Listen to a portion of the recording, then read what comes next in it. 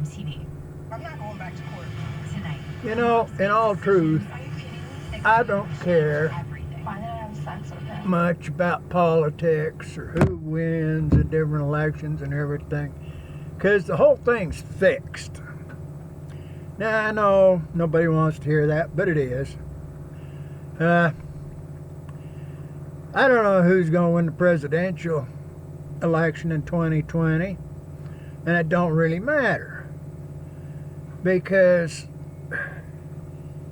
if it's Joe Biden, it'll be the Democratic National Committee.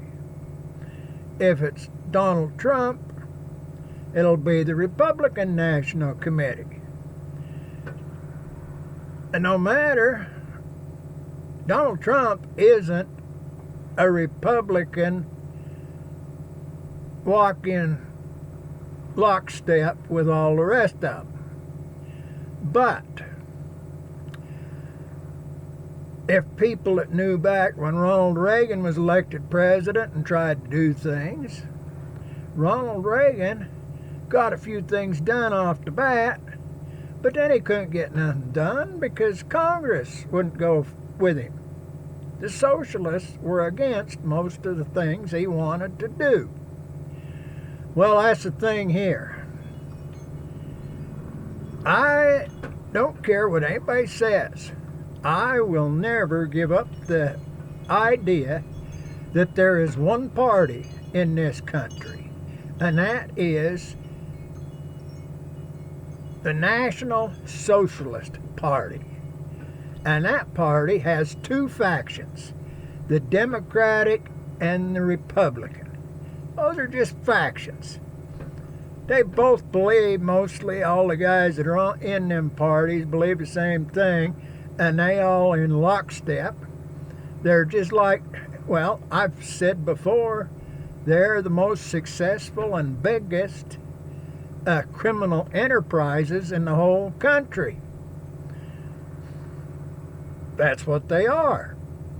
Now, I've paid attention to history, and I've looked back, and ever since George Washington got out of there, it has been the intent of the two-party system to destroy the sovereignty of the states and to end the liberty of the citizens. And they have just about done it. You go back and you pay attention over the years, how comes all these big corporations do so well? Why can't other corporations or other businesses come in and compete fairly against them? Well, that government passes laws that are favorable. They legislate favorable things towards the big corporations, whoever the golden boys are of the day. General Motors, Ford, Chrysler, they was all golden boys for a while. They got that. You look back, see what happened to that guy that designed that car that was used in them Back to the Future movies. That DeLorean fella, he didn't have a chance to get a car going, get it on, sell it, and be successful, because he wasn't one of the big three. But now the gas come along, caused all that trouble. That could have been because of the Arabs or anything, but the gasoline prices went sky high. People couldn't afford to run them cars anymore with the big powerful engines. So Toyota, Honda, all them foreign automakers with their small cars moved in, took over. Well, they made deals with the government. Now, there was a fella, and I read somewhere a long time ago that he had a definition for fascism. That was that fella over there in Italy that was the big socialist, big fascist during World War II. He defined fascism as the marriage between business and government. Well, for years, going back before the Civil War, business and government have been in bed together with each other. What business wanted, the legislatures got passed. What benefited the government in trying to become a dictatorship, a totalitarian government, the businesses helped. There used to be a lot of independent farmers, but if you go into the middle states of the country and stuff, and you go in and down around California, and you go around, well, the big beef are big corporations. It used to be Swift and Company, but JBS, a company out of, I think it's Brazil, bought that out. You got Cudahy, you got Smith's, or well, whoever that big pork outfit is back there on the East Coast in Carolina, Virginia, and that. JBS bought them out, I think. You got them. You go past them big feedlots that are in Texas and Oklahoma and around the different places with all the cattle in them, the beef. They're all owned by big corporations, huge corporations.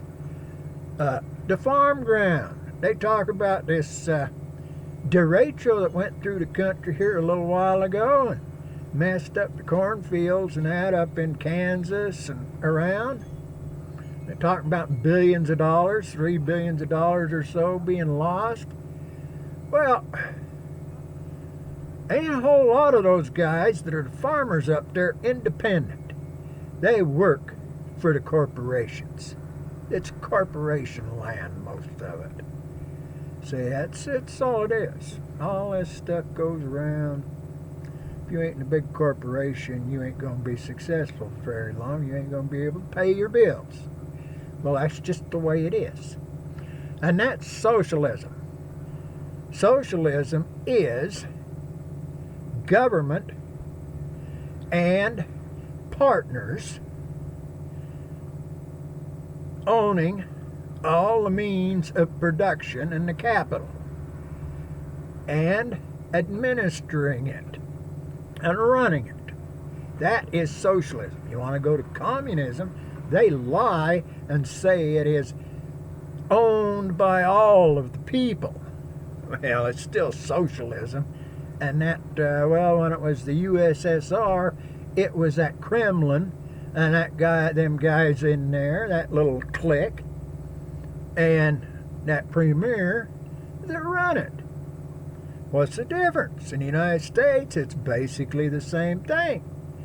You got the big shots, the big money guys sitting on the outside, got all the wealth and everything, got all the means of, well, I got Microsoft, and they're out here in that Silicon Valley, and they're around. They own the railroads, they own the trucking companies, etc., etc. And they're in bed with the guys that are in the government. Now, that's why I say that Trump, he don't fit in there. He's kind of an oddball. He's outside player, and that's why everybody's trying to get rid of him. That's why I get a kick out of it if he wins again. But there's a problem there. Everybody believes in democracy. Democracy is actually 51% of the voters telling 100% of the voters what they have to do. No ifs, ands, or buts. You have to do it. Well, in the United States, that's a problem because there's 320 million plus people. Out of them, there's probably 250 million that are able to vote, that are qualified to vote. Out of them, there's probably half of them that are registered to vote. Maybe more. There might be 2/3 of them. I don't know now. I haven't looked at the figures. But by the time the vote comes through, about half of them, about that 150,000 or 150 million, will actually vote. 76 million will vote for one guy or for one stuff. 74 million will vote for the other. Now wait a minute. If 76 million win the election, and there are 320 million plus people, how can anybody have a mandate if it ain't a dictatorship that the people are voting for? It is a dictatorship, I tell you. The United States has been a fascist, socialist nation for the last 100 years, at least. It stopped being a union of states when the South lost the war. If they hadn't lost the war, there wouldn't have been all the states. But seeing how Lincoln wanted to have a good settlement, he wanted to go along and do it. Wanted to be friends. Oh, let's make friends now. But no, that's not what the big money wanted. The big money wanted control. They wanted to get rid of that union of states. They wanted to build an empire.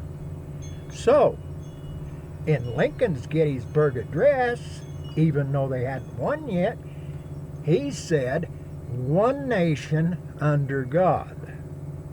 Well, at that point in time, it was a union of some 30-something, I forget how many just exactly, some 30 nations under God. It was a union of some 30 plus or minus. It wasn't one nation under God. When it became one nation under God, the United States of America, for all intents and purposes, was dead, and the empire of North America began. Now, that Wilson feller, when he was president, he sent that army over there. You got Congress declare war and sent that army over there to Europe. None of our business, actually. Things come along, went down the road. That FDR got in there on that Great Depression. He did lots of things. There was a whole bunch of stuff there. If the Constitution had been real and had been in force, that a switch in time saves nine for the Supreme Court wouldn't never have happened, and all this other kind of stuff. We wouldn't have all them great social programs we got that make us a socialist nation.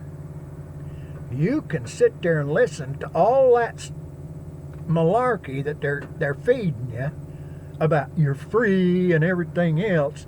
You ain't free. You ain't been free. Me, I grew up in the West. I didn't have a whole lot of people around. I'm a bum, so I have drifted.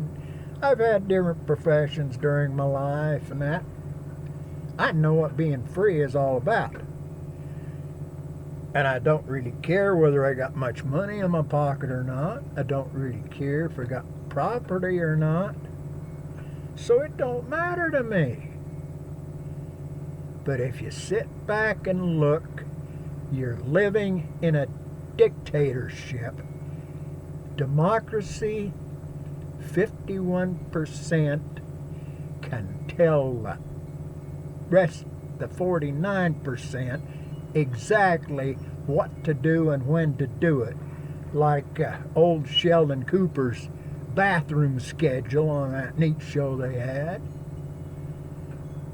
And if you don't do it, you're going to lose your business, you'll lose your job, you'll lose your retirement. Now, the government, all these trillions of dollars they're giving away in this here coronavirus, COVID-19, big pandemic that's a bunch of crap because there ain't nearly that many people getting sick and there sure as heck ain't nearly that many people dying. So, go on and believe what you want to believe. But you ought to go study, pay attention, read. And be nice if we could go back. Maybe impeach and vote out a whole bunch of them people in Congress. Get them to go back to having the Constitution as the framework, making it so that we had a union, putting the responsibility back onto the states and working our way out of this mess that we've got into. But I really don't care. I said my piece. Have a good day.